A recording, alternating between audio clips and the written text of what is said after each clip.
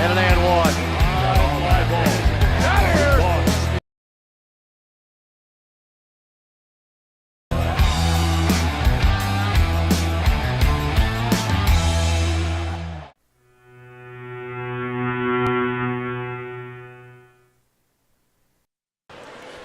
A rivalry that runs deep with a pair of teams and schools separated by just 17 miles. And tonight you get it on NineStar TV from Shenandoah High School, along with Jim Leisure. I'm Brendan King, as the Shenandoah Raiders get set to host the Eastern Hancock Royals. Jim, always a fun one in a rivalry game. A couple of teams kind of heading in different directions right now, starting with Eastern Hancock. Over their last 6, they've exchanged wins and losses in each of those 2-game segments, but still a very good record of 10-5, 4-1 in the Mid-Eastern Conference, and it's a family affair for the Royals, of course. Yeah, head coach Aaron Spalding, you see his 2 sons there, twins Jacob and Silas. You see they're scoring 31.5 a game between the 2 of them, and you see coach in the middle there. This is the year, honestly, that Eastern Hancock has been building to for the last few years. They got a senior-dominated ball club. Edric Miller is also a senior, as is Grant Gray. He will play a lot. So, again, you're going to see a lot of seniors as you see the Royals being introduced there. Jim, for Shenandoah, the home squad, good environment tonight here at Shenandoah High School. The lights just went out there about to introduce their starting lineups. They just broke a 3-game skid, got an important win last time out against Westdale, hammered them 81-50. Inconsistent year so far for Rick Ellsworth and crew, but they are an organization and a team that is familiar with playing with young guys a whole lot. Well, and you look on the graphic there, the Raider youth, you see Hellman, Mitchell, and Howard. And now Howard will not play tonight. Apparently got a little bit of a banged-up injury, so he will probably not go. But they also have another freshman, and I believe they're going to start 3 freshmen tonight. And again, this is one of the things, if you're a Raider fan, may look familiar. About 6 years ago, Coach Dave McCullough started 4 or 5 freshmen. They got better as freshmen, better as sophomores, and really kind of matured into a good junior and senior team. So it looks like Coach Ellsworth is going to try to create a similar blueprint. Yeah, Johnny Howard, who was on the right side of your screen there, averaging about 6.5 points per game, just a freshman, shooting 42% from the field. So an already young starting lineup, Jim, gets even thinner for Shenandoah. But, of course, the thing that you have to keep in mind when you're playing in a rivalry game, and that rivalry game is the home team that is being sliced down due to injuries, you truly never know what can happen, though. Yeah, the one thing about Shenandoah is, I'll say this, they have several players that average 7 or 8 points a game. So they are going to be a little bit difficult to defend. You can't really key on that one kid who averages 15 or 20 or whatever. You got to guard all 5 of them, or all 6 of them, the first guy off the bench. We'll see how Coach Spalding chooses to attack it defensively. Of course, for Eastern Hancock, you got the 2 Spalding twins who do the majority of their scoring. As you said, Silas and Jacob Spalding. Jacob's at 17 points a game. Silas is at 14.5 points per game. That's, of course, nothing new. And I think the wild thing, not only are they twins, their shooting numbers and perspectives looks nearly identical. Very similar players, and the only difference between height between them is an inch.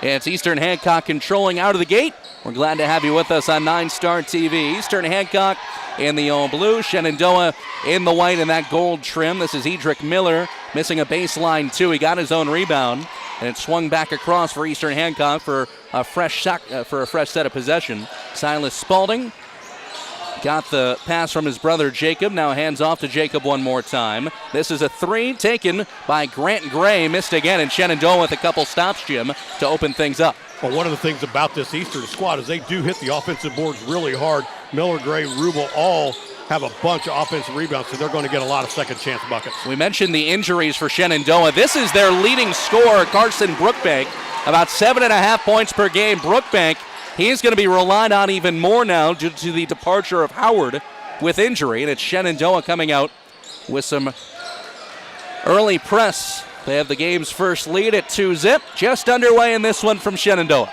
One of the things Eastern does not turn the basketball over a lot. They only have 6 turnovers per game on average this year, so it looks like Shenandoah is going to try to add the pressure and see if they can't force some more turnovers. Another 3 taken by Gray. 0 for 2 to start the afternoon from deep for the Royals. 90 seconds gone by in this one. The Raiders have the game's only point. Heavily pressured was Hellman, one of the 3 freshmen in that starting lineup for Shenandoah. Jarrett Hellman, 6-foot freshman. Of course, there's Zane Mitchell, And we mentioned Howard is out, but Jim, one guy that you may be seeing time, 21 in white. He's not on the court yet, but Braden Cash may be relied upon, called up from the JV squad. That's Brookbank missing. Eastern Hancock with the stop. Still 2-0 Shenandoah. Really good defensively there by Eastern Hancock. Little zone defense.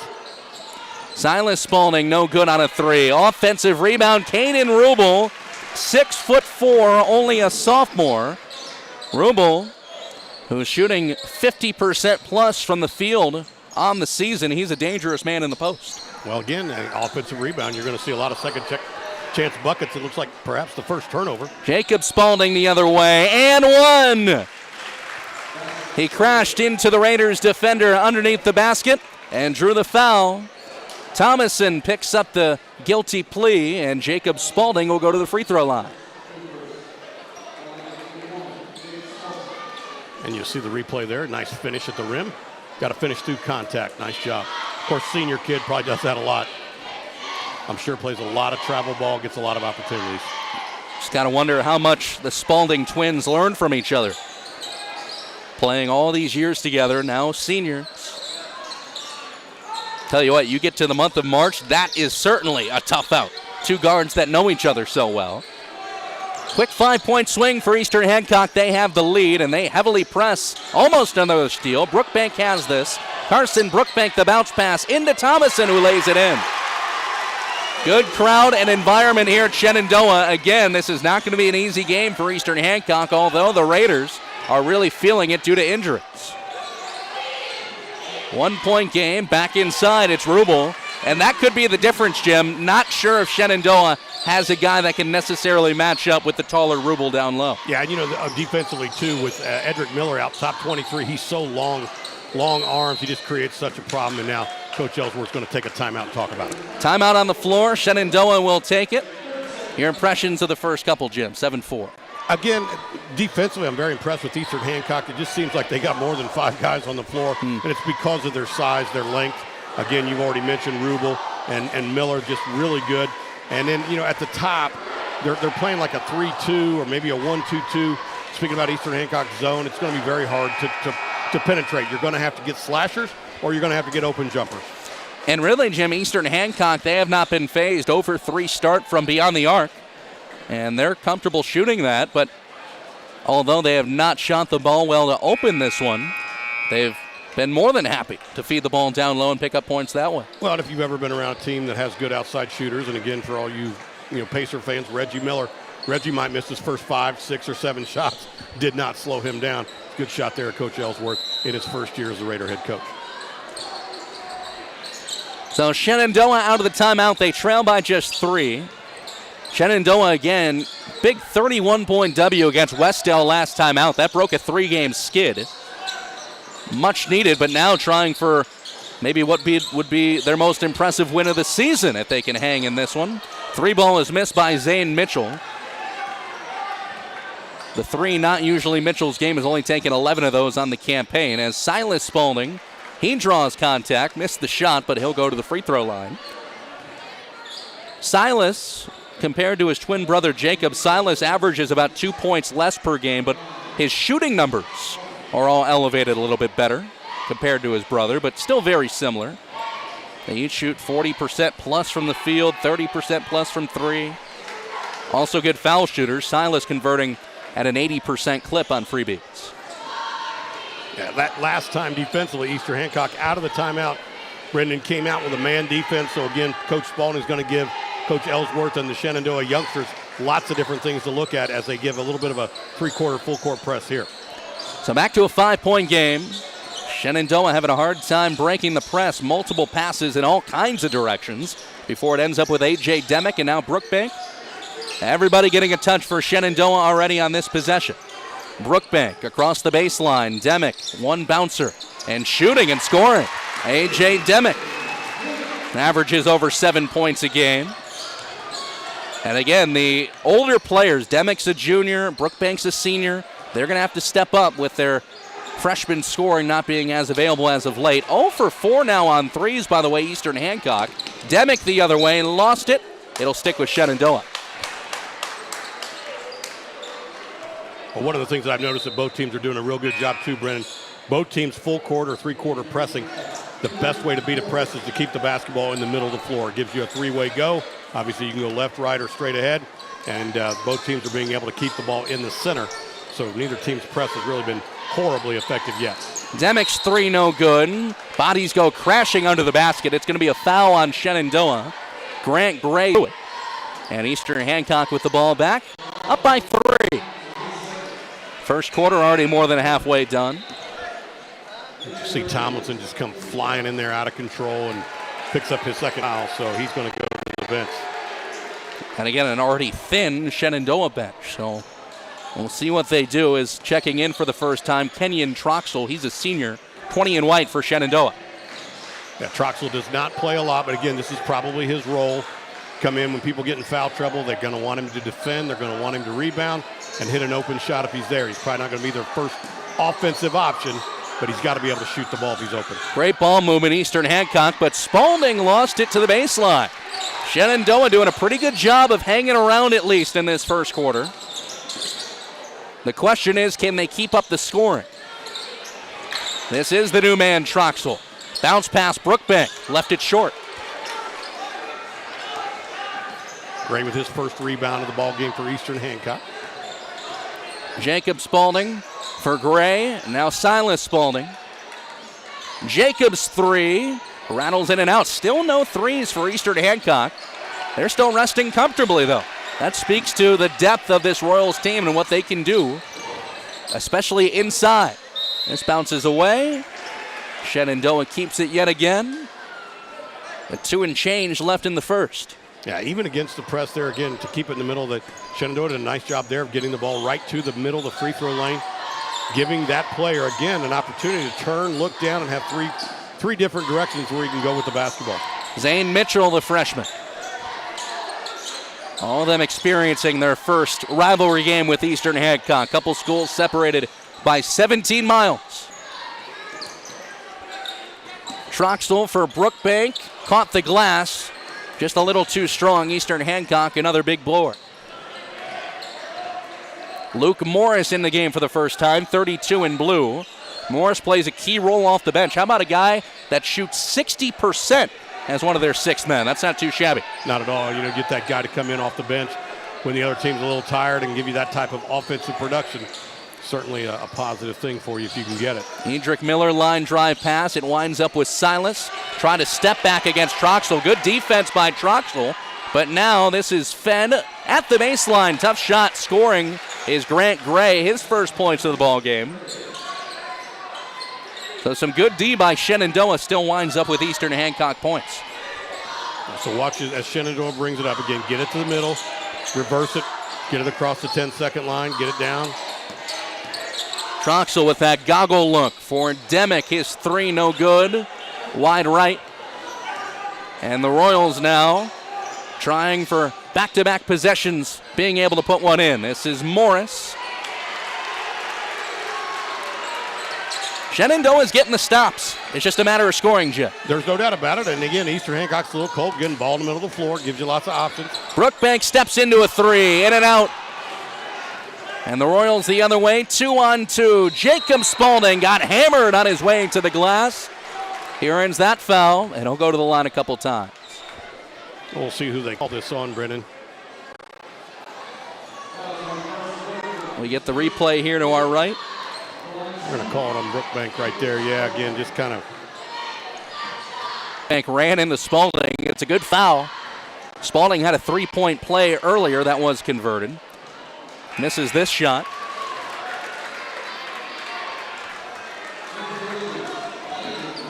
Shenandoah goes back to their bench. Aiden Coffey, I beg your pardon, that's Landon Reddick, 33 in white. He's a junior. Reddick does not play usual consistent minutes, but again, multiple players for the Raiders must step up in the next period of time due to an injury. Yeah, and you know, that's the biggest thing. You know, you don't have to have one guy come in and play totally above his head. Just have 5 guys play just a little bit better. Yeah. Great defense along the corner by Morris. You can hear Aaron Spalding barking those defensive orders from the sideline. Coach Spalding's tie is already undone, so that's not. He's into it early. I've said this every year. I don't even know why he brings a tie. I'll just leave that. He already brought up the dress shirt and everything. Yeah, very animated. One of those mini coaches you see that will get up and move around. And it's an over the back. A.J. Demick was heavily pressured by a couple of Royals and another Shenandoah turnover. So just like that, towards the back end of this first quarter, under 30 seconds to go, the Royals possibly can go up either 8 or 9 to close out the game's first 8 minutes. And it looks like Coach Spalding more than happy to salt away the last 20 seconds and just get that last second shot. Probably going to get moving at about 8 or 9 seconds. That way, if you miss the shot, maybe you get the rebound, you get a putback. There they go with 8 inside. What a pass to Miller in the corner, and Miller nails it down on a big 3. And they will go up 9 points to close the first quarter, Jim. Big shot by Miller. He was by himself in the corner after that great pass. Well, really good ball movement. Kick it inside, and if it's not there, kick it back out. That's the way the game has kind of evolved at every level here lately. Eastern Hancock with the game's first big blow. We go to the second, 15-6 Royals on NineStar TV.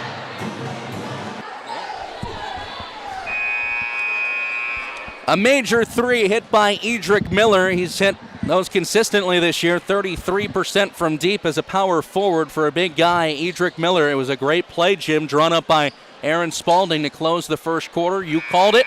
Start with about 8 seconds to go. They got a huge pass to the corner, and there was no Raider there to defend. Well, and when you hit the shot, you don't have to worry about the rebound putback. And, of course, they normally will then got to go through the cords at about 3 seconds, not giving the other team much time to advance the ball up the floor. So exactly the way, like you said, you design it.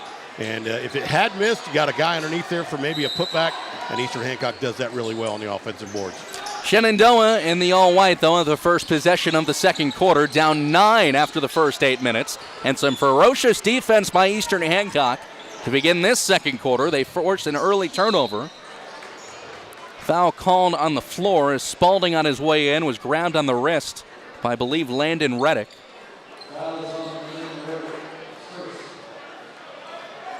Reddick will go to the bench. And Hagan Tomlinson back into the game, 30 in white. He is their biggest player on the floor, at least right now. Miller scoots it to the corner for a Silas Spalding 3, missed. That 3 ball, by the way, by Miller, their first 3 of the game when it went down. They did have a 3-point play, though, old-fashioned way by Jacob Spalding earlier in the quarter. So Shenandoah, Jim, looking for an answer, and we said it a couple times in that first quarter. They were getting necessary stops, just were unable to sink it on the other end of the floor. Well, and that's the key to it, too. You got to be able to convert once you have it. And if anything, right now, Shenandoah in a little bit of foul trouble. 5 fouls to Eastern Hancock's 1, and we still got 7.5 minutes to play in the second quarter. Yeah, that's one thing for Shenandoah. They do have a threat from outside, but not necessarily a game wrecker down low. They do try and get it back to Troxel here. Troxel gives it to Zane Mitchell, who missed the shot. The basketball rattles around a couple times and winds up back in a Royal hand. Luke Morse with his second rebound of the ball game. 9-point game, it stays. Another whistle coming, and those fouls, Jim, are piling up for Shenandoah continuously, it seems. Yeah, and again, we had talked about it. You had talked about number 21, Braden Cash in the ball game, and he's in there to get his first foul. So 6 now. So Shenandoah does not want to let Eastern get into a free throw situation. Eastern shoots about 76% from the line. What passing to the corner? It's a 3 for Silas Spalding. That was not only efficient, that was surgical. Yeah, and Coach Ellsworth may want to think, normally you don't like to use a lot of your timeouts early, but in this situation with the amount of experience that he's giving up, and I believe that was I didn't catch it, Jim. Well, he caught the ball. Looked like he maybe shuffled his feet just a little bit. But yet another turnover. And again, this one's going to get out of hand from Coach Ellsworth and his squad. So go ahead and use it. I mean, this is a good time to just reteach everything. Talk about, hey, guys, this is what we talked about in practice. Let's go back and do it. Here is some size that comes in for Shenandoah, 10 in white. Canning Case, a 6'5" sophomore. And Canning Case just beside him, taking the charge there, is going to be Jarrett Hellman. Charge taken, offensive foul, Eastern Hancock. And again, look at the three-quarter court press immediately. right there at that free throw line extended. The Raiders, though, have dug themselves a significant hole. They must score often the rest of the way here in the first half, but another Raider turnover. Braden Cash could not link up with Cannon Case on the line drive pass. I have Shenandoah with an average of 16 turnovers a game, which honestly is just too many. I mean, you'd like to be around in the 8 to 10 range at the most. Eastern, like I said, only gets about 6. The big bouncer to the baseline, no good on the shot coming from Caden Rubel. The Raiders are playing good defense. There is no doubt about that. The turnovers are just hammering them. Good anticipation that time by Caden Rubel of just seeing the pass and breaking on it. Unfortunately, was not able to corral the ball before it went out of bounds. But again, I love the anticipation defensively. It was almost like he saw that. The passer telegraphed it. He started moving. Just about had an easy layup. 18-6 ball game here in the second quarter.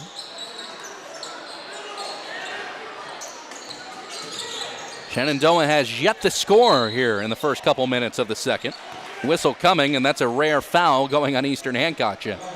Yeah, you know, one of the things that you can almost see the inexperience here as you look at some of these Raider players getting the basketball, and they're almost panicking the second they get it. Now, credit the pressure by Eastern Hancock, but, you know, the difference is when Eastern's kids get trapped or double teamed, I mean, they just very calmly dribble their way out of it. Seems like a little bit more of a, you see, again, just a panic situation right there. Another turnover. This time, Edric Miller forces it away, and he scores on the other side. 23, doing it all himself. Edric Miller looks like a strong player. Lengthy, strong. I like Miller. I like him a lot. And a timeout taken by Shenandoah. Eastern Hancock has opened this thing up to 20-6. Yet, Jim, not only do the Royals have the depth on the bench of guys that can score in a six-man role, but it almost seems like their starting lineup is seriously diverse. You have guys that can shoot. You have guys that can play in the post.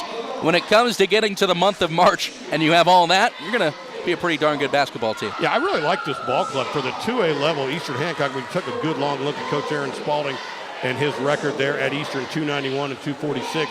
And this is the Mid-Eastern Conference. But you know, Eastern with a tough loss to Wapahani there at the top 4-0. It's a 2-point ball game. But yeah, I mean, again, I like this team come tournament time. They do schedule up.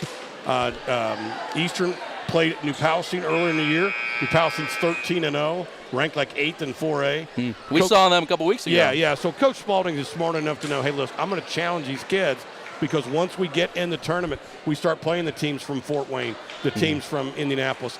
You know, I want my kids to be able to see that, and he's doing that by toughening his schedule. You mentioned it, Eastern Hancock, a double overtime thriller in a game that ended in sad fashion for them, losing in double OT to Tinley on December the 28th. That was a tournament they had to play later that night.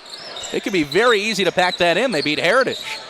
So the mental fortitude of this Eastern Hancock team was shown there as a couple bodies collide. Zane Mitchell from Shenandoah looked like he took the worst of it. As you get a look here. Yeah, it looked to me like 43. Rubel. There it is. I was going to say, they haven't put it on the board yet, but there it goes. I mean, that's almost a hockey check. Yeah. Always physical between these two. Another foul on Eastern Hancock. There's a couple quickies. Well, we talked about earlier how Shenandoah may be getting into a little foul trouble. At the time, Eastern only had one foul. Now it's pretty much even. Shenandoah with 16 fouls and Eastern with 5. A.J. Demick, 22 in white. He had the most recent Shenandoah bucket that was in the first quarter. Jacob Spalding, coast to coast, lays it in. Really nice job there again.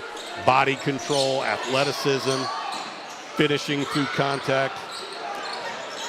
This press is just sinking Shenandoah. They do get it to the corner, though. The double team, though, collides along with Thomason. Nice move, Mitchell, and Mitchell flushes it home. Young freshman there, really nice move, spin move. You know, he had a plan. When he caught the basketball, He knew exactly what he was going to do. He knew he was open. Like you said, they had a double team over here. Somebody's open. It was Mitchell. Mitchell catches the basketball with a plan, on a mission, and goes and scores. Yeah, that's spin move finish. That's not your ordinary freshman take. No, I was 24 years old before I was ever really able to do it good. I still can't do that.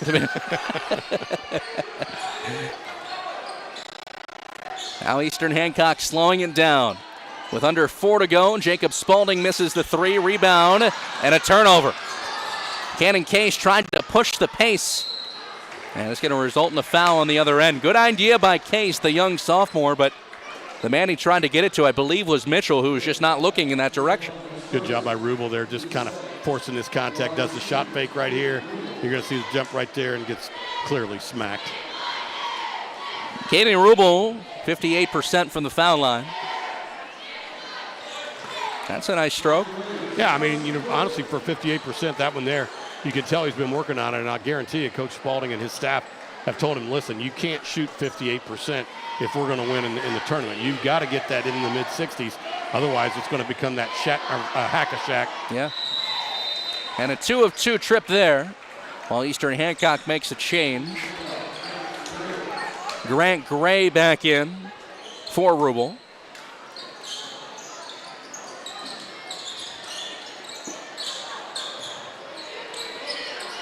Man, it took 6-7 passes for Shenandoah just to break the press. That's how suffocating it has been from Eastern Hancock. Carson Brookbank back into the game. He was dealing with some foul trouble. Demick pulls up, and it's a baseline J. A.J. Demick, he's looked like a nice player, hitting a couple medium-length shots in this one. Yeah, big junior there is going to have to step up a little bit. Wide open, though, Spaulding. Gray reaches over the back. I think that's what Shenandoah wanted. They let it go. Winds back up with Silas to the corner. Yeah, one of the things, fans for years have yelled, that's you can go over the back as long as you don't make contact. Yep. And I don't think that he did. I think those long arms, he was able to reach up, tip the ball back to himself. That's where the size difference really comes into play. Athletic pass, Spaulding. Tipped by Demick. More good defense by Shenandoah. That has far from been the problem for the Raiders. But at some point, they're going to get tired, and Miller makes them pay. Long 3. Miller sinks down his second triple of the game. Yeah, he's that third guy as this Royal team gets deeper and deeper in the playoffs. You're just not going to be able to focus on the Spaulding kids the whole time. Demick drew the foul. Attempting to take the charge limited fashion this year, going 8 of 14 from the charity stripe. Yeah, you see it there, 32. Just honestly, I mean, he just got that. He brought that foul point himself. There was very slight contact on his shoulder, and then honestly, he kind of flopped. Well, if Shenandoah has the aspirations to get back in this game, they're going to need points in this fashion with the clock stopped. No doubt about it. That's the big deal. I mean, either that or threes. You got to score when the clock is stopped, or you got to hit threes. Demick sinks a pair. This is as close as it's been in a while, 15.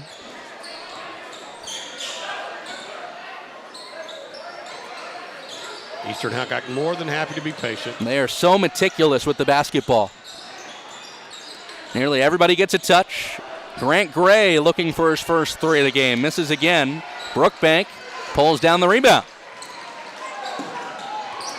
Shenandoah just a pass too hot in the direction of Thomason. Unfortunately, from a Raider perspective, they've had 2, 3, 4 occasions like that today. Got him for 9 turnovers, Brendan. And again, I'm normally off by 1 or so, per half, and just way too many. You're not going to win a lot of basketball games. And Coach Ellsworth knows this. He knows he's playing young kids. They're going to make mistakes. Gray tries another. That's short. Offensive rebound, Eastern Hancock. Spaulding was swatted until a foul was called on Tomlinson. Yeah, we mentioned earlier how good Miller, Gray, and Rubel are on the offensive boards. Here you see a nice job of Silas Spaulding getting the ball, going in, creating the contact, could not finish.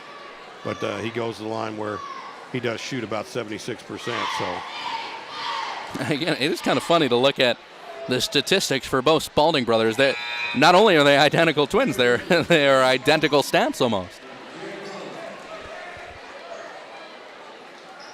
Yeah, and obviously the Spalding kids had learned it a long time ago. If you're a driver and a slasher, you can pick up 6 to 8 points a night just at the free throw line, if you can hit your free throws. So go up there, and before you know it, if you get 8 or 10 from the line, you get another 6 or 8 from the field, you're pushing the 20 mark.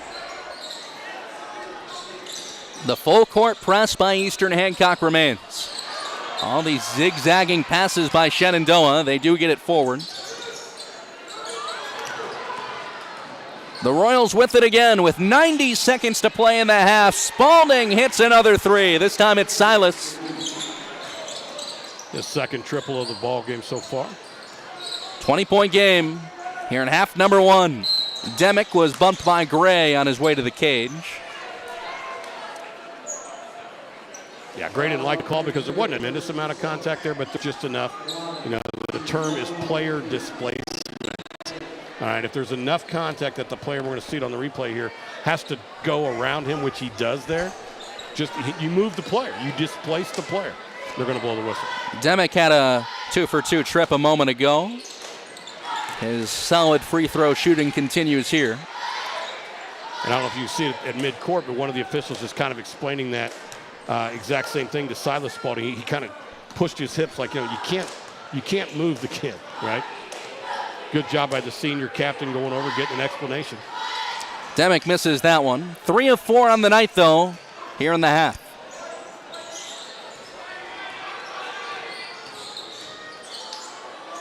Demick has had a strong half. 3 free throws, 2 buckets. The leading scorer for the Raiders here tonight. Jacob Spalding's 3 rattles in and out.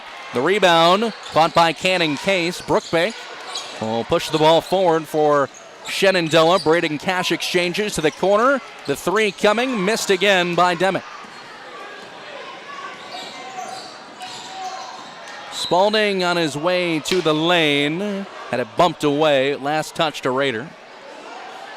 I believe that was Braden Cash. Nice job of getting his hands in there. But once again, Spalding slashing, driving, trying to get to the rim. You're going to see it here. He reaches in, slaps it away right there. Got a foul on the floor here, but with live action.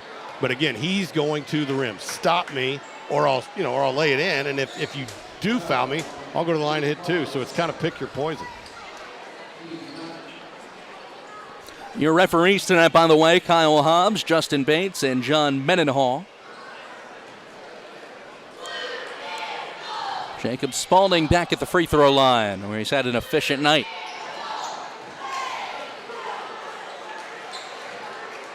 Been hanging on this 20-point swing here for quite a few minutes. Eastern Hancock has 6 of 7 at the line for Spalding so far tonight. I think that's 7 of 8.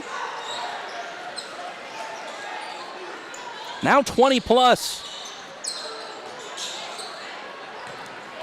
I mean, you don't know, Jim, if that type of press can work come tournament time, come those massive playoff games, but if you can run that to a T, and Shenandoah with some crisp passing, Cash misses the 3 just in front of us. The rebound is scooped up by Luke Morris. If that press can work come tournament time, not only can you score, you can play that type of suffocating defense. That's a tough out, Jim, for any ball club. Yeah, and I know some fans may say, why are you still full court pressing up 20? Honestly, they're practicing their game. They're practicing for sectional. They're not necessarily. They want to win this game too, don't get me wrong. But you're right. That's why they're practicing this, because of the big game coming up. Miller couldn't make a buzzer beater 3 in this quarter. Nonetheless, Eastern Hancock resting comfortably. Up 21 after 16 minutes of play. We'll come back after halftime next from Shenandoah on NineStar TV. Welcome back to Shenandoah, where Eastern Hancock has opened up a 21-point lead on the Raiders. Brendan King with Jim Leisure. Jim, of course, I think the scoring perspective by Eastern Hancock is going to be what people come away from that first half with most. But for me, and maybe you too will get your thoughts, the offensive rebounding, not only by committee in the post, but as well the guard stepping up to rebound, was quite impressive. They do a really good job of just literally crashing the boards. I mean, that's the old phrase, and that's the term. And Silas Spalding does just that. Ball goes to the rim. He doesn't stand around like a lot of guards. He goes to the rim and finds the basketball. If he doesn't come down with it, he tries to tip it to a teammate who then gets the rebound and the easy putback. So right now, just again, you can start to see the experience of Eastern Hancock kind of separating itself from the inexperience of Shenandoah. Shenandoah, from an offensive perspective, A.J. Demick has been a solid ball player tonight. He's got 7 points, has hit 3 free throws, a couple of buckets on the baseline. So really, Jim, when you score 13 points and a half, hard to come away with positives. But Shenandoah, you talked about to open the broadcast, they have been in this position before where they have started freshmen, have had to do that. And look what happened in the past for Shenandoah when they had to build sort of from the bottom, playing a lot of freshmen. Yeah, they had an opportunity. Unfortunately, one of the years was the COVID year that the tournament got canceled. They were going to be very, very good that year. They were going to be a very difficult out. They won the sectional, and then that's, of course, when the tournament was canceled. Was right after the sectional level. But, Carson Brookbank has 5 rebounds for them. So there's some bright spots on this Shenandoah basketball team as well. Let's see if they can build on it in the second half here. Eastern Hancock with the ball out of the half. And immediately we get a whistle as A.J. Demick touched the ball on the baseline. I think they're going to call a foul on 24. I just mentioned Brookbank. And you're going to see it right here underneath you as he pushes right there. Again, we talk about player displacement. Contact that leads to the player moving.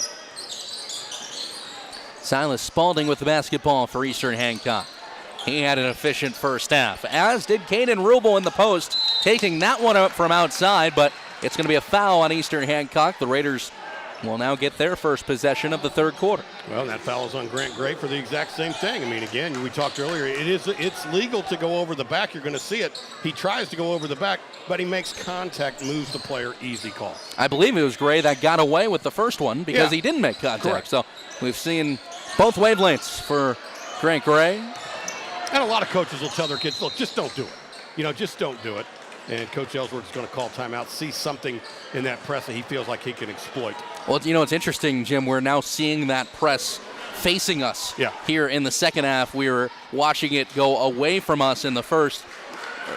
We've mentioned how suffocated it is and how tough of defense it is, but it is quite an experience watching that press from this angle now and watching how they all move in motion together. Yeah, that's an excellent point, Brendan, but you're exactly right. It does seem a little bit more daunting this way. Yeah.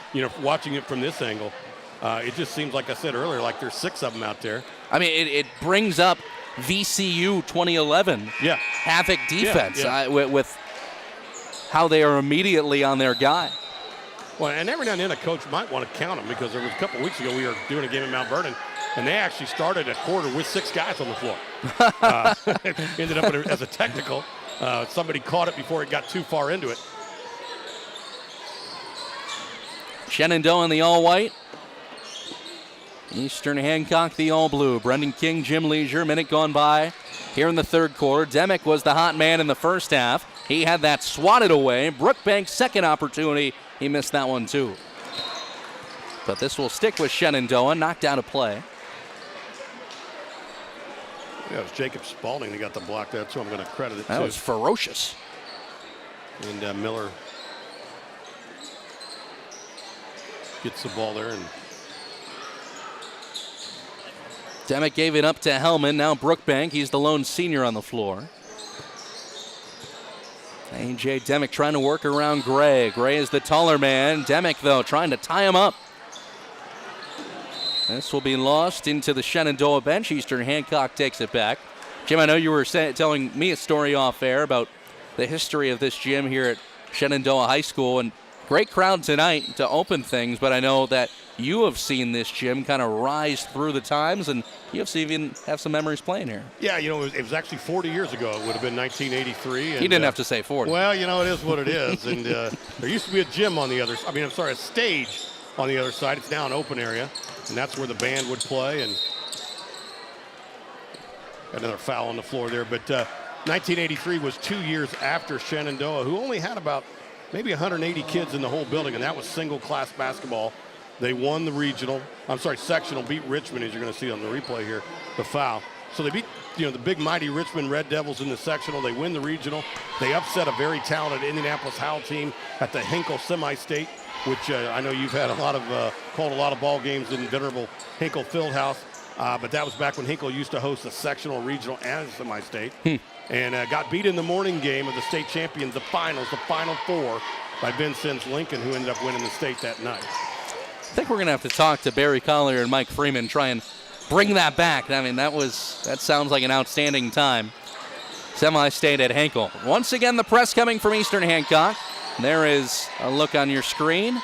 Shenandoah, 1981. Silas Spaulding pulls up and hits.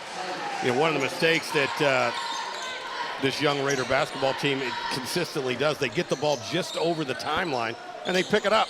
They pick up their dribble and they basically trap themselves. You got to keep your dribble or keep moving, but you can't get across the timeline and pick it up. You're just asking to be trapped. Zane Mitchell, big bouncer to the corner. Now Thomason unable to hit. Offensive rebound, Shenandoah. A.J. Demick, that should be a 2, missed it anyway.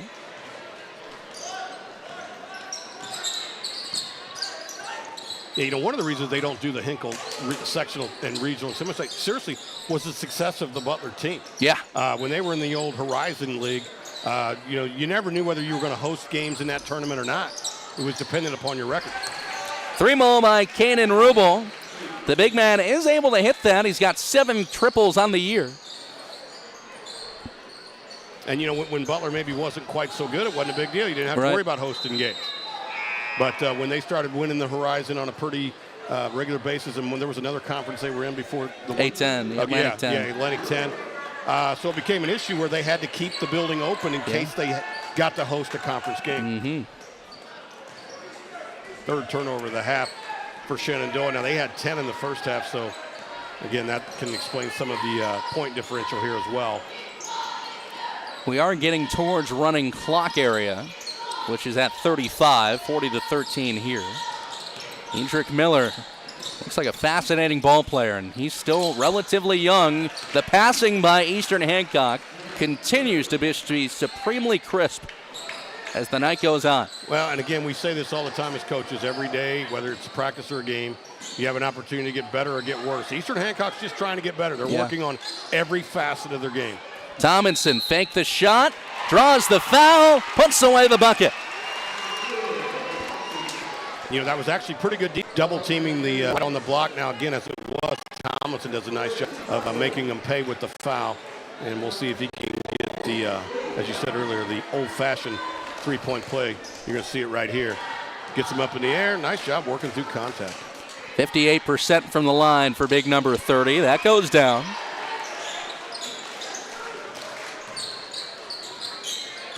Jacob Spaulding will carry to the paint. Now shuffle away. The big man, Rubel, just in front of us. Everybody getting a touch for the Royals here. Spaulding will take the shot, and Jacob nails a 3. You know, and touch is the key word there, Brendan, because there were 2 touch passes in that sequence there where the one kid didn't even come down with it. He went up, slapped it in the air to a teammate who was open, who moved it immediately to another teammate. Strong ball club in blue.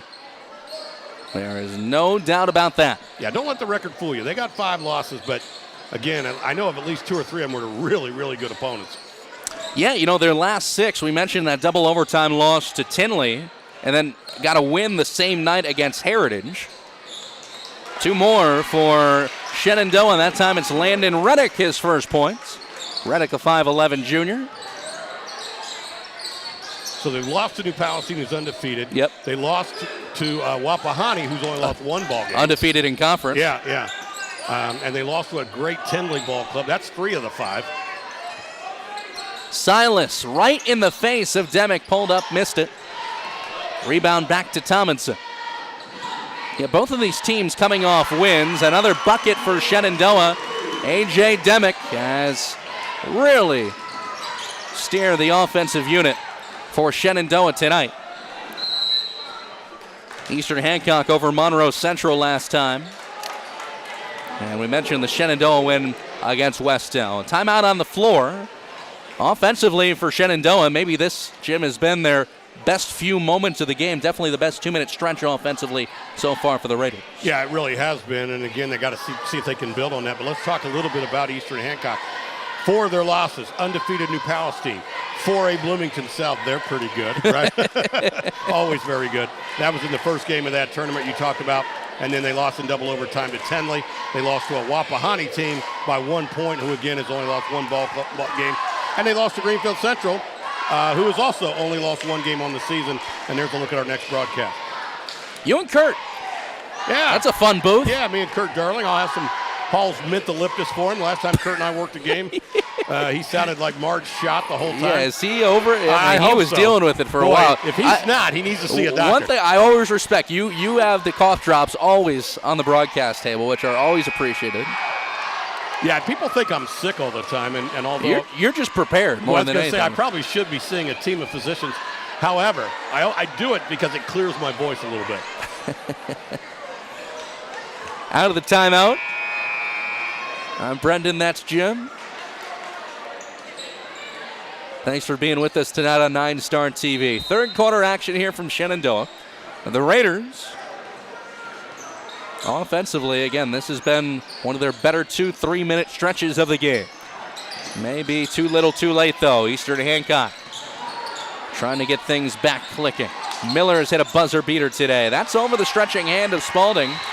So Shenandoah, Jim, again, it is a 45-21 game. Nonetheless, this is the most confidence, easily we have seen Shenandoah so far tonight. Yeah, and after that turnover, Coach Ellsworth, we saw him on the sidelines. He was really excited. You know what? He's like, guys, you know what? Daggone it, we're getting better, right? I mean, we still got a long way to go, but we're getting better. Mm-hmm. Young team starting 3 freshmen. Troxel, though, is a senior playing off the bench. He traveled with it just before he hit the paint. Yeah, got himself in a bad situation. I like the idea, unfortunately, again, because of this really good rotating Royal defense. You know, he thought he had a clear, you're going to see it here, thought he had a clear shot at the bucket, and all of a sudden a sea of blue shirts, he had nowhere to go.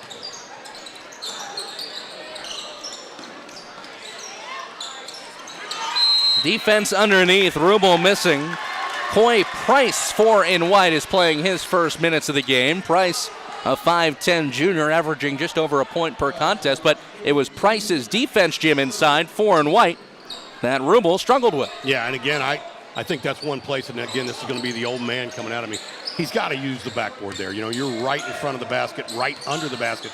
It's really tough to just lay it gingerly over the rim when you're being defended. So just use the glass. Go up with some power. If you get fouled, you get fouled. But if you don't, you can smack it off the glass and it'll go right in for you. That's probably a lesson, Jim, I would think, and this is just me thinking on the fly, that Rubel is a sophomore. Those are probably things he can get away with during grade school ball and 8th grade ball, but maybe not at the varsity level. There's no doubt about it. Silas Spalding the other way, moves in 2-on-2. Spalding, a nice little move, missed the shot. Rebound for Tomlinson. So Shenandoah, you know, it's interesting to look at the halftime score because the Raiders were getting stops in the first half, were just unable to score. Here they're scoring a little bit more, and now they're starting to put together the stops now. Well, it really doesn't matter which order you do it in. You got to do both of them. You got to get stops. You got to score points. Price, the bouncer to Tomlinson.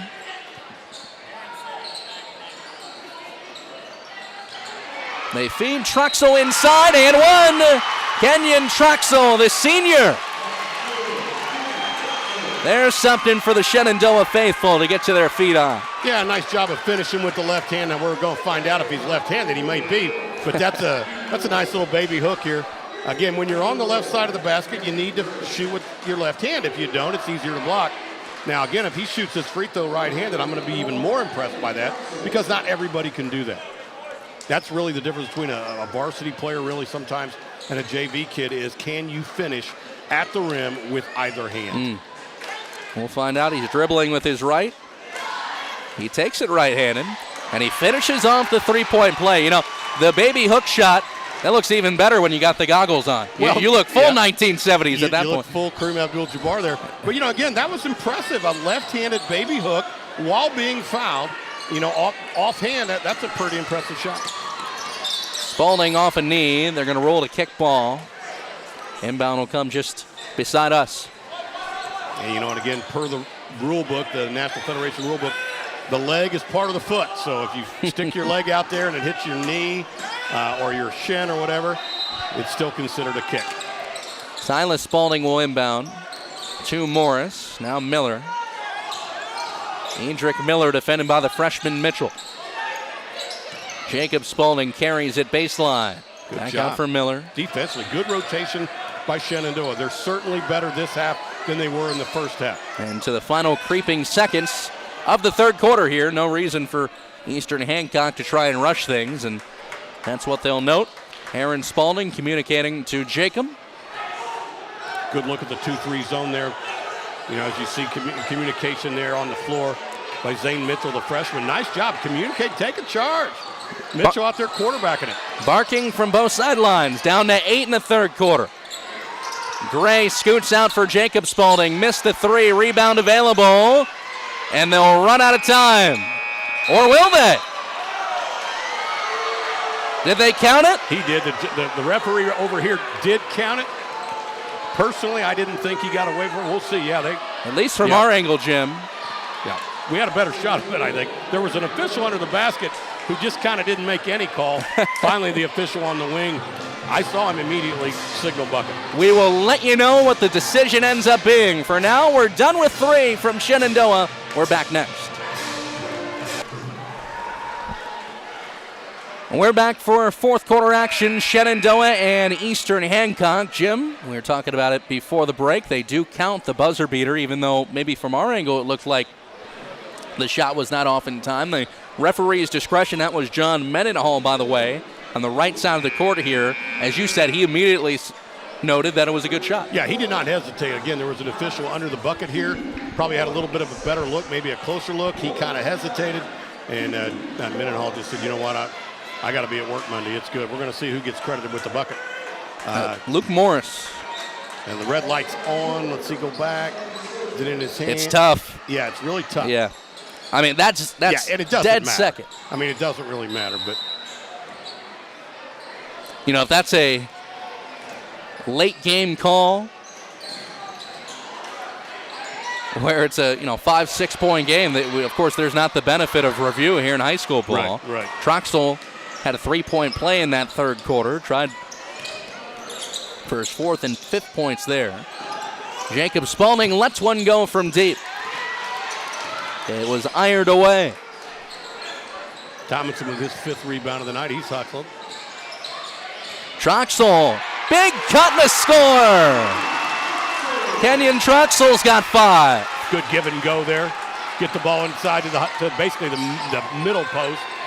Cut to the basket. Nice job. Troxel's red hot. You know, Jim, when he came into the ballgame as the 6th man, you noted what he had to do. You mentioned play good defense and then let offense come around. That's exactly what he's done. He's back to the cage here and just missed possibly another 3-point play. He'll go to the line. Well, and again, Brendan, I say this practically every week, but you're going to see on the replay here as he finishes at the rim here, wasn't able to get it to go. But when you're in the ball game, you got to prove to the coaches that they're playing the wrong guy. You ought to be playing me more. Look at all the things that I can do. And Kenyon Troxel tonight has just been a little bit of everywhere, knocking down free throw. He came into the ball game shooting 50% from the line. I got him 2 for 2, getting ready to try to go 3 for 3. But he's showing coach, hey, listen, I can play a little bit. I can do some things on both sides of the court. I need more minutes. He's got 6 points. He had 4 points in 8 games coming into this one. Kenyon Troxel has been the story for Shenandoah. And Jim, there's still about a month and change left in this season. Gray misses the 3. It winds back up with Silas in the opposite corner. You could very well, as Gray misses again, got his own putback one more time at the baseline.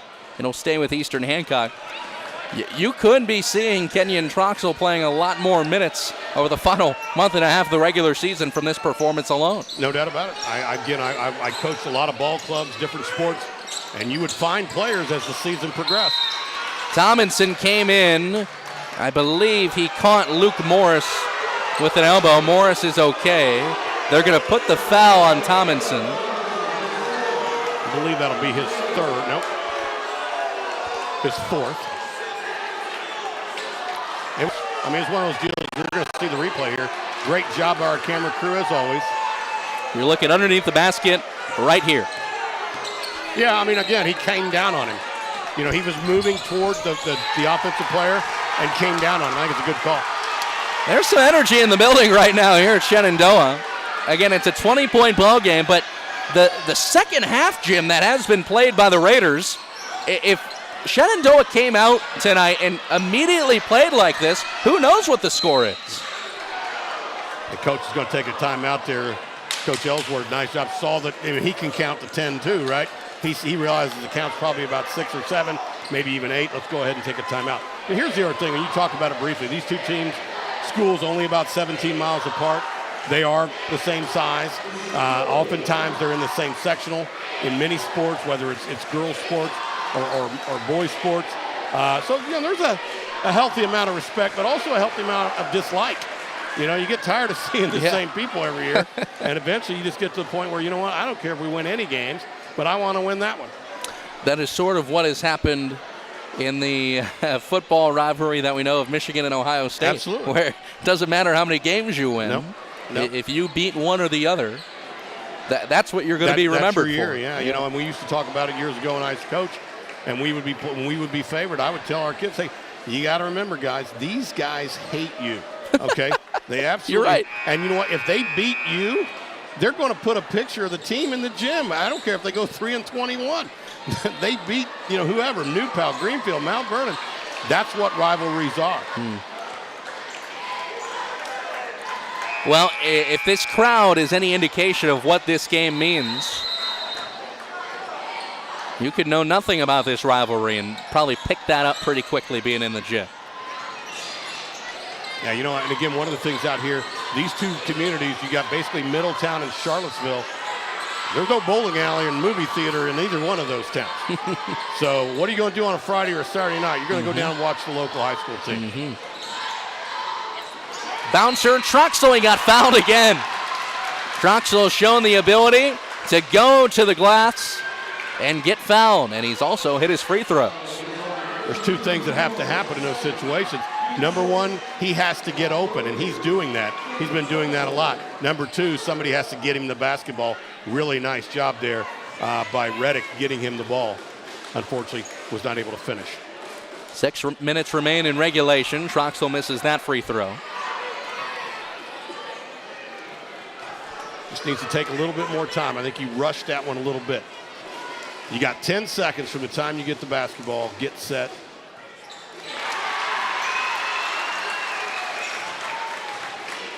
Shenandoah is back within 20, which, again, if you watch the first half, that's quite the deal for the Raiders, who Eastern Hancock really own the first 16 minutes. Shenandoah's been a lot better of a ball club here in the third and fourth quarters.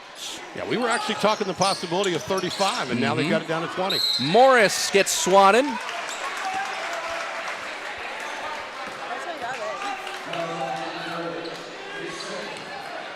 And Luke Morris will head to the free throw line.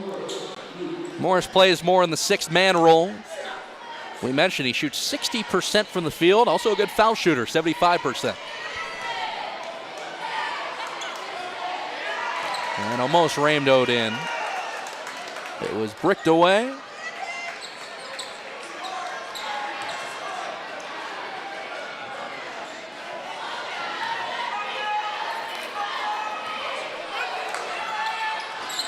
And Morris splits the pair.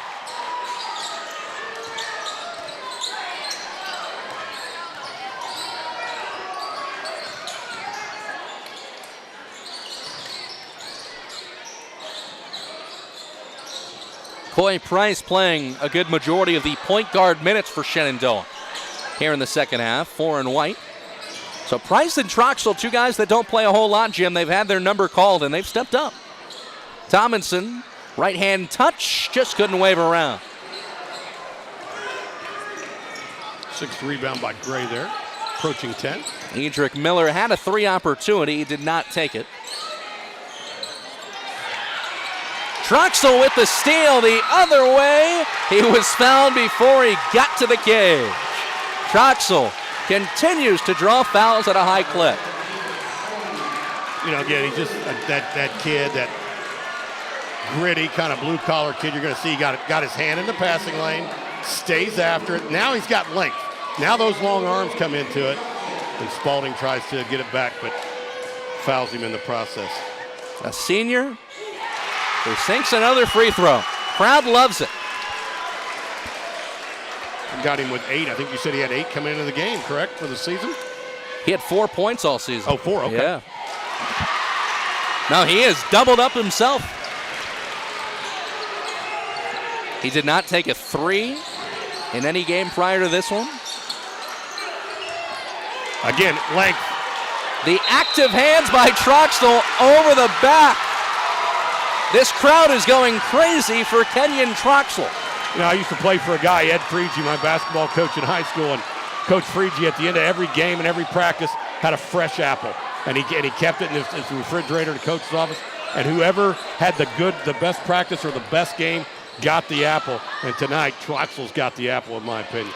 Jim, if you sent a live feed to somebody of this game and didn't include a score, yeah, somebody would think this is a 4-point game. Yes. This is an 18-point basketball game. Yeah, and you know what? Hats off to the Raider kids because they have not quit. Good job there of beating off the dribble. And with 4.5 to go, Troxel gives it up to Mitchell. No matter how this thing ends, Jim, you would have to think that Coach Rick Ellsworth, that won't be part of the post-game speech of the not give up attitude. Not give up, and you know what? Get better. Tomlinson, it's going to be over and back. Unfortunately, their 6th and now 16th turnover of the ballgame. 6th of the second half as Coach Spalding wants you to take a timeout and just kind of talk about the situation. All right, guys, we're up 18. We got 4.5 minutes. You know, there's going to be a point in a sectional game where we may be in this situation. How are we going to handle it? We're going to handle it like this. We'll see what he does out of the timeout. Also a teaching moment of, what if you're on the other side of this coin? You're down 18 with 4 minutes to go. I mean, you're down to your last life. Any of those situations can and probably will come up in the tournament. Yeah, no doubt about it. And again, you got to see, and I'm going to look real quickly to see if these two teams are in the same sectional. They are not. Shenandoah is in sectional 41. Eastern is in sectional 42. So they would meet potentially in the regional. I think a strong possibility for Eastern. I'm going to be honest with you, probably not so much for Shenandoah. They're young. I don't know who all is in their sectional. But again, for them to win the sectional, I think would be a bit of an upset. But that's the goal. You know what? When you build a program, and we talked about this all the time as coaches, you want to be able to compete for sectional championships every year. That's your goal. All right, there's going to be some years you don't have the horses, and everyone knows that. But if we can compete for sectional championships, and in that special year when you have that great group of seniors, 5, 6, 7 of them, that's when you go for regional, semi-states, and state championships. Yeah. You got to build the culture, though.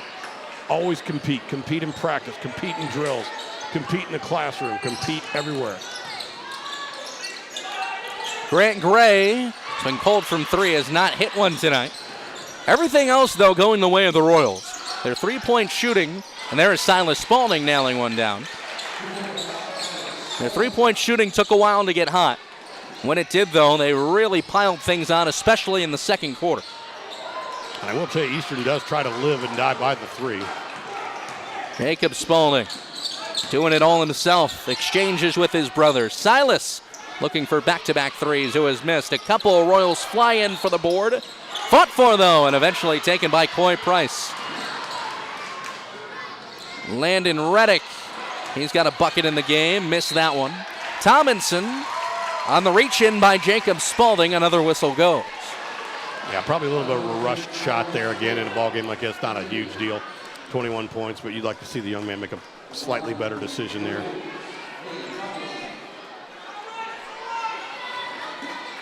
Just a really unnecessary slap there by Jacob Spalding. Tomlinson has hit both of his free throws here tonight.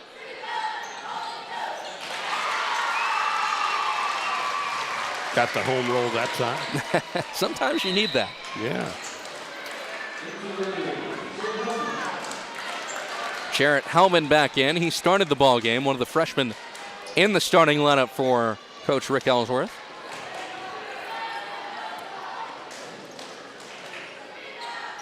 And Tomlinson remains perfect on freebie. I got Tomlinson with 7 points in the ballgame. Creeping down towards the winning moments of this one. About 3 and change to go. Miller, when he has shot it, he's been solid. Offensive foul Coy Price was shoved in the back out of the way. Shenandoah just continues, Jim, in the second half, be it. You have to put that asterisk on it. They have played smart basketball in the second half. Yeah, they have. They played smart and as a team, and you're going to see some good officiating here.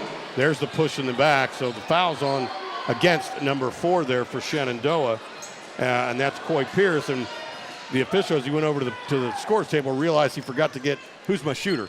And the other official looked at him and went, 4. Gave him a 4 fingers at 4 is your shooter. Thank you.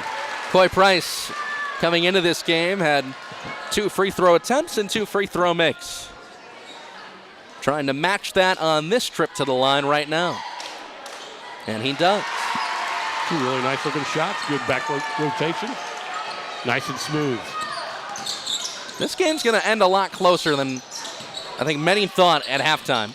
There's Miller sinking one in on a little floater from 8 feet out. Nice touch. Price trying to work around the taller Miller.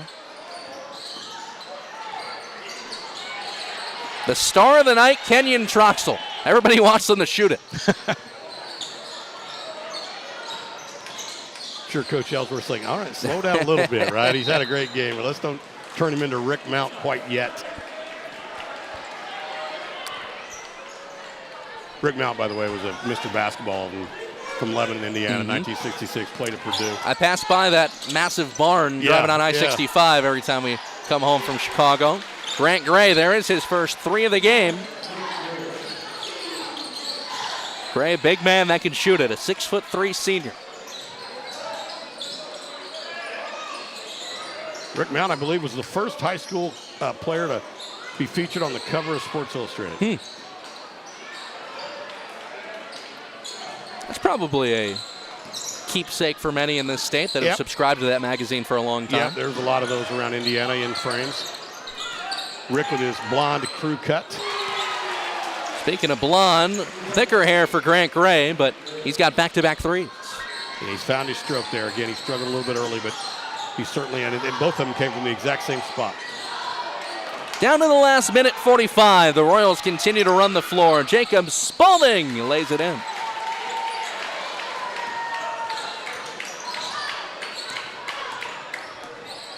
Last couple possessions for either squad. Tomlinson missed the lay-in on his way there. And Caden Rubel the other way. Rubel with 11. So some points happening in what is quote-unquote garbage time. And the effort on each side. Again, if you set a game tape of this, of the second half to somebody that didn't know the score,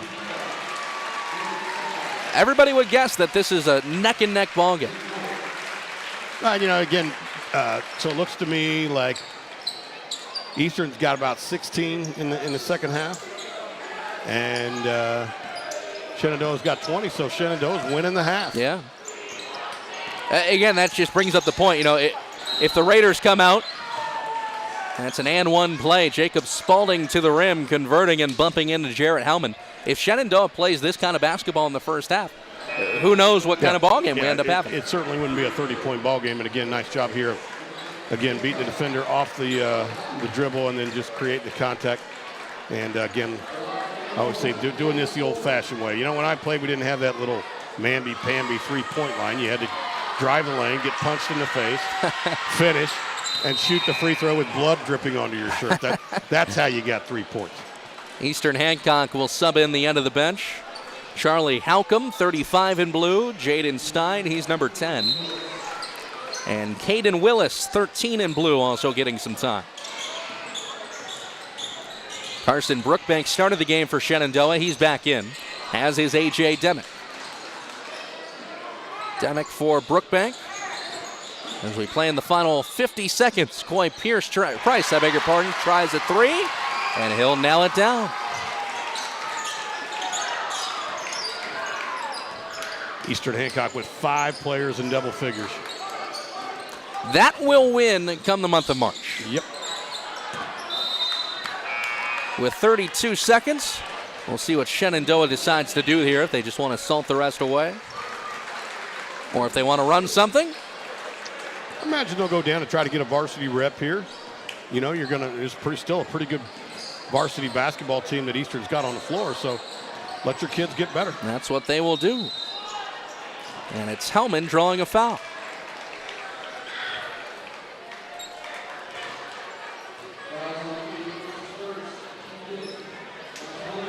Jarrett Hellman, 6-foot freshman. He's got a bright future in this program. And he's got a nice free throw stroke. When he has been called upon, he's been strong from the line. See that 80%. That's 9 of 11 on the campaign. 9 of 12 likely to end the night. Still for a freshman, that's quite a number. Down to the last 15. Luke Schilling has the basketball. He just came in for Eastern Hancock. So a young lineup is in there.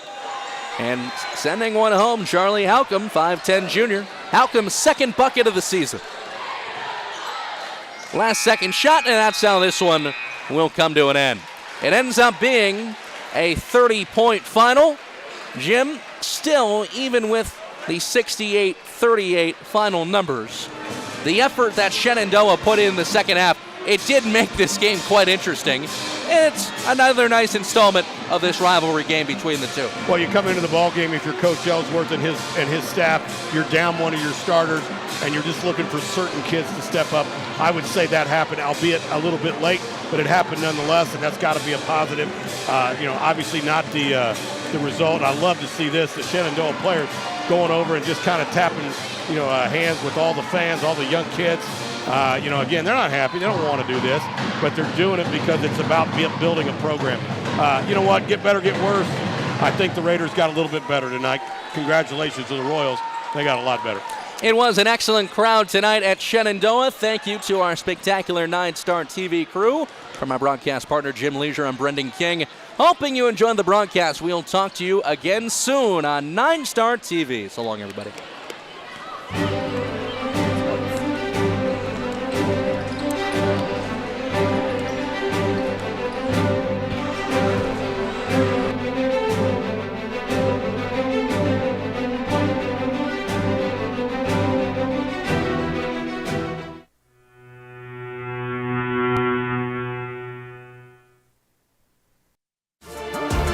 Baby, that got me awake.